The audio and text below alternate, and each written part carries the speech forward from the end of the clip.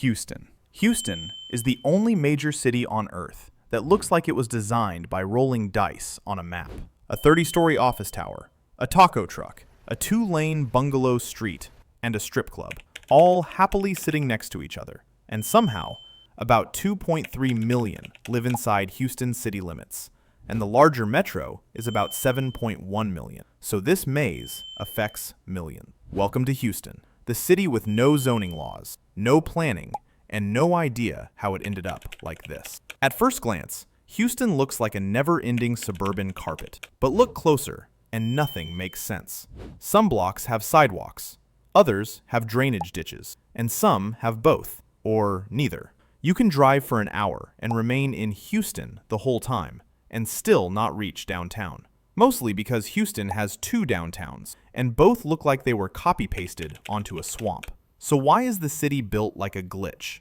Because Houston made one choice a century ago: freedom over order. Developers wanted maximum growth, minimum rules, and absolutely no zoning. The result? A city that's cheap to live in, easy to build in, and impossible to predict. But here's where Houston's story gets wild. Without planning, the city sprawled onto floodplains, paved over wetlands, and built neighborhoods that turn into rivers every few years. During Hurricane Harvey caused catastrophic flooding across greater Houston. Tens of thousands of homes flooded and devastating damage. A stark example of building on floodplains. Not because of the storm, but because Houston never planned for it. And yet, people stay. Because despite the chaos, Houston offers something rare: affordability, opportunity, and a strange charm in its disorder. Houston shouldn't work. But it does, just not in the way any city planner would recommend. Miami. Miami is one of America's fastest growing cities, but it's facing a problem almost nobody talks about. It's running out of land. Not in 50 years, not in 20, right now. Look at the map. Miami is squeezed between the Atlantic Ocean on one side and the Everglades on the other. A giant natural wall that locks the city into a narrow strip of buildable ground. And that strip is almost full. What makes this even stranger is that Miami is actually a very young city. Founded in 1896 on a tiny ridge of high ground, it exploded almost overnight. Developers drained swamps, carved out canals, and even built entire neighborhoods, like Miami Beach, on land that was once underwater. But that early freedom to expand outward, it's gone. Today the metro stretches 108 miles, a near continuous blanket of suburbia, and most of it is low density. Endless cul-de-sacs, golf communities, and single-family homes protected by strict zoning law. Miami doesn't just sprawl, it sprawls inefficiently. And pushing farther west is impossible. The urban development boundary protects the Everglades, the source of drinking water for millions. Cross that line, and Miami risks poisoning its own well. Cross that line, and Miami risks its own survival. So the city builds upward. Towers rise everywhere, but most are luxury units far beyond what ordinary residents can afford. Meanwhile, the missing middle of duplexes and small apartments barely exists. Miami's land isn't growing. Its population is, and the pressure is building fast. The real question is simple. What happens when a city hits the edge of its map and still keeps growing? Dubai. The first time you visited Dubai, you probably felt impressed by the spotless airport, the skyscrapers, the promises of perfection. But give it 10 minutes, just 10, and the city hits you with that silent, shimmering whisper. You have no idea what world you just stepped into. Because Dubai doesn't just look unreal, it is unreal. Walk 1 block and you're staring at the Burj Khalifa, the tallest building on Earth, an 828-meter glass needle stabbing the sky. Turn the corner and you're suddenly in a labor camp neighborhood where the shine fades, the towers disappear, and the city's glittering illusion thins out. Drive 20 minutes in any direction and the truth hits you. You're standing in the middle of a desert, a literal desert. A city powered by air conditioning, desalinated seawater, and a dream larger than its landmass. Dubai's contradictions hit fast. A city that gets less than 100 millimeters of rain a year, yet builds the world's biggest fountain. A city where summer reaches 45 to 50 degrees Celsius, yet offers ski slopes inside a mall. A city where only roughly 10 to 15% of the population are Emirati citizens, and the rest? Millions of workers powering the impossible. And the people? They act like all this is perfectly normal, like it makes complete sense that a megacity rose from sand in just a few decades. But here's the twist. The chaos works. Dubai shouldn't exist, not at this scale, not this fast, not this bold. And yet it does. It thrives. It's ambition in skyscraper form. It's the desert refusing to stay empty. It makes no sense, and that's exactly why it's unforgettable. Los Angeles. Los Angeles is the only city on Earth where you can spend an hour driving and still be 10 minutes from where you started. A 6-lane freeway, a palm-lined neighborhood, a movie studio, a canyon road, and a street with no sidewalks, all existing like they were designed by 5 different people who never met each other. Welcome to Los Angeles, the city that was never built to be a city, but somehow became one anyway. At first glance, LA feels endless, but look closer and nothing lines up. The region isn't one city, it's 88 separate cities, all stitched together by a spaghetti bowl of freeways that permanently smell like stress. Public transit exists, technically, but most Angelinos treat it like an urban myth. And every year, drivers lose dozens of hours sitting in traffic, which is basically a citywide hobby.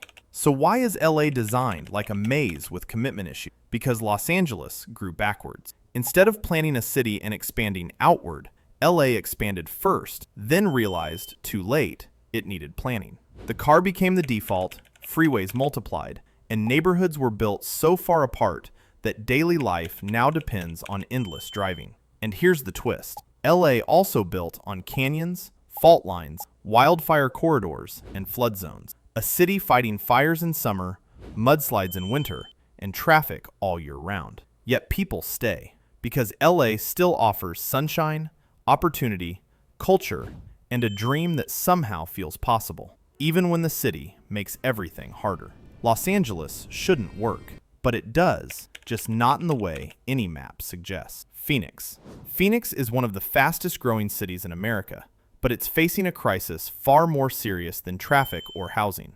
It's running out of water. Not decades from now, right now. Look at where Phoenix sits. A giant metro dropped in the middle of the Sonoran Desert, surrounded by mountains, blazing heat, and almost no natural water of its own. The entire city survives on a shrinking lifeline, the Colorado River. And that river has been drying up for years. What makes this even stranger is that Phoenix was never supposed to be this big. In the 1950s, it had barely 100,000 people. Today, the metro has over 5 million, fueled by endless suburbs, cheap land, and the promise of desert living. But now, it isn't. Lake Mead, Phoenix's main source, has dropped to some of the lowest levels in recorded history. Groundwater is overdrafted so heavily that some suburbs have literally been told they can't build new homes because there isn't enough water to serve them. And extreme heat only makes everything worse. Phoenix breaks 110 degrees Fahrenheit more than 50 times a year. Phoenix's population keeps rising. Its water supply doesn't. And the pressure is building fast. So the real question is simple. What happens when a major American city runs out of the one thing it cannot live without?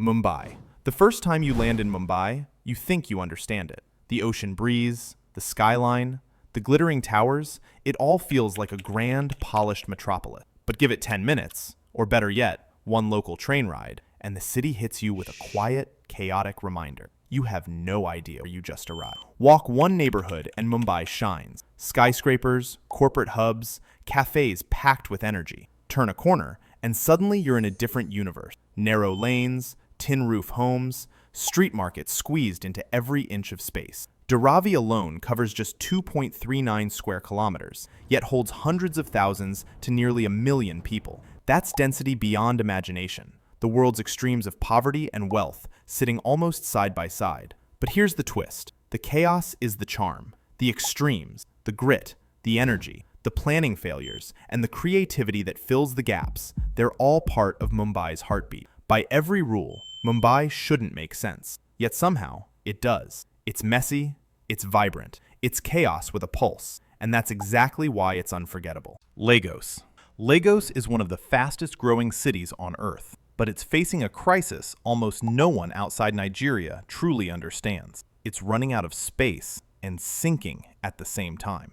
Not in the distant future, right now.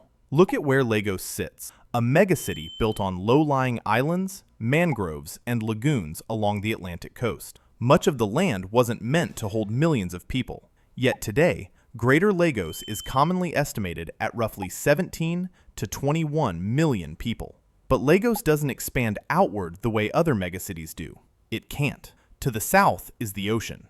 To the north are wetlands. And in between is a dense, chaotic urban core that is already packed beyond capacity. As the population booms, the city has expanded into flood-prone zones. Heavy rains routinely turn streets into rivers. Rising sea levels and coastal erosion make everything worse. Lagos keeps growing. Its land doesn't.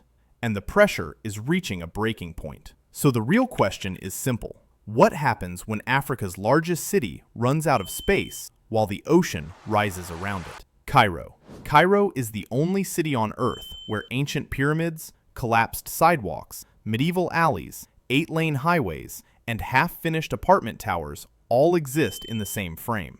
And somehow, nearly 22 million people navigate it every day. Welcome to Cairo, the city that's been growing for 5,000 years, without ever stopping to ask, wait, should we plan this? Traffic doesn't move, it swarms. Lanes are suggestions. Horns are a language. Crossing the street feels like applying for a second life. So why is Cairo built like a beautiful, chaotic puzzle? Because the city grew in every direction.